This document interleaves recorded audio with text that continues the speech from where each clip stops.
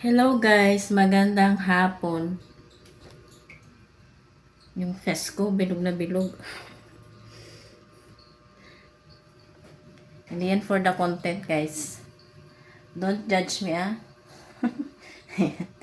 Tambak talaga yan.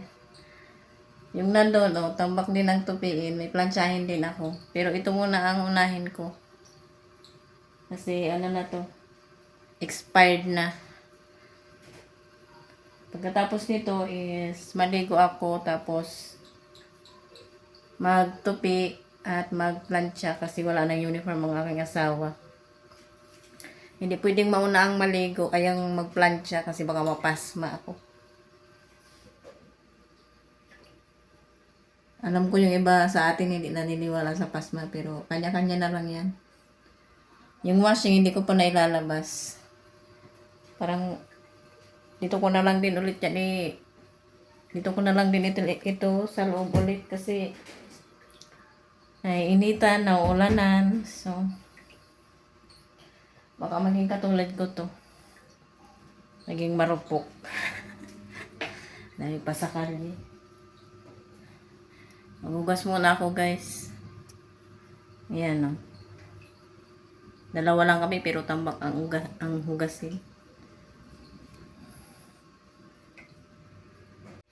Tapos na ako guys maligo. Tapos na rin pala ako maghugas. Pati yung mga kaldero hinugasan ko na. Ito ilalagay ko yan doon sa lupa doon sa tinataniman ng gulay. Kataba ba? Ano yun? Balat ng saging. Yan yung nasa pinto. Lagi yan nandyan guys. Anak yan ng ano. Ayan. Hindi nyo kita. Against the light kasi.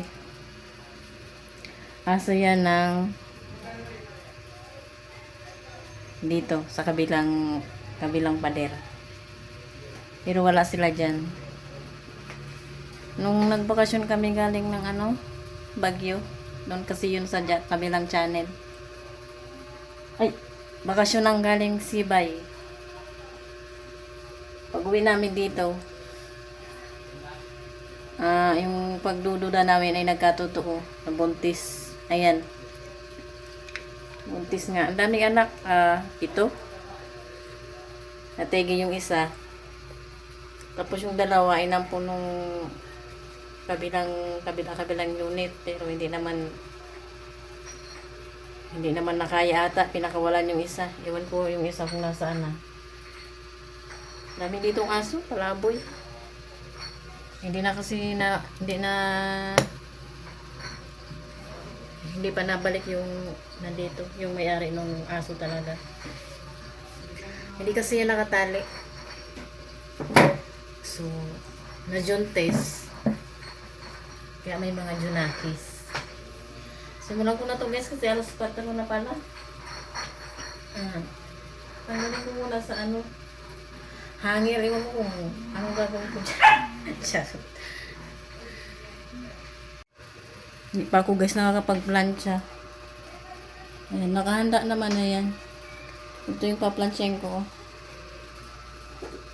Magluto na muna ako ng ulamin namin kasi galasin ko na.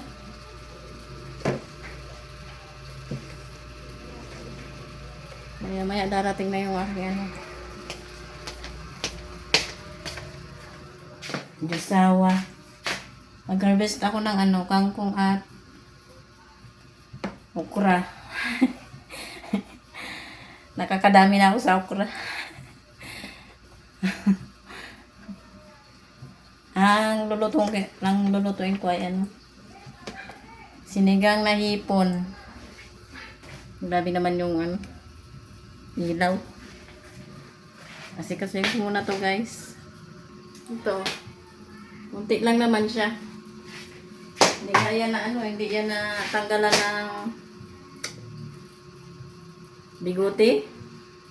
Lagyan ko na lang ng ano, ng gulay, ng okra, kangkong at kamatis. May siling haba pa naman din sa ref. So, lagyan ko na lang.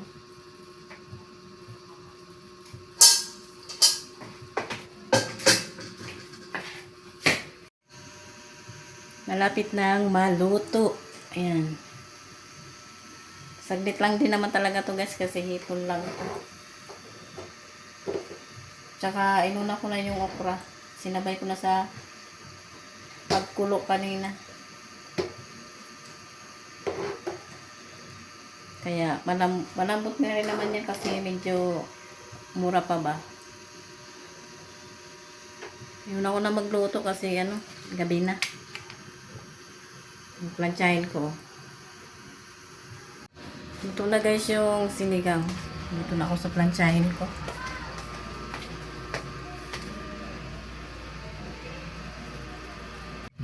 Tapos na ako guys magplancha. Sa wakas.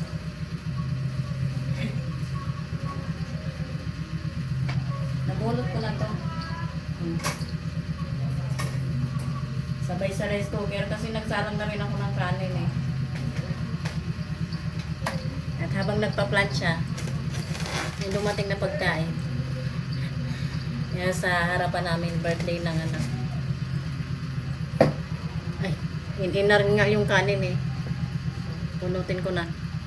So, salamat sa inyong panonood at supportan nyo po itong bagong channel na to. At o nga pala, i-re-upload ko na lang yung mga video ko doon sa kabilang channel kasi kung i-repost ko lang, yung views nun, doon pa rin sa kabila. So, i-re-upload ko na lang dito.